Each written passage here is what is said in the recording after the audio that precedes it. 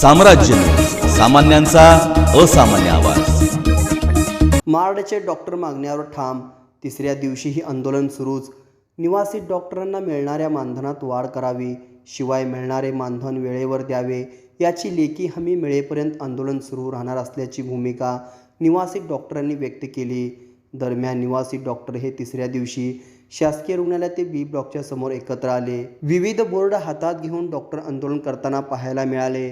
दरम्यान आरोग्य सेवेवर परिणाम होऊ नये यासाठी प्रशासनाकडून काळजी घेतली जात आहे। अधिष्ठाता डॉक्टर सदानंद भिसे यांनी आज आढावा घेतला। त्यांनी सकाळी सी ब्लॉकमधील जवळपास सगळ्या ओपीडीमध्ये राऊंड घेऊन रुग्णाची विचारपूस केली।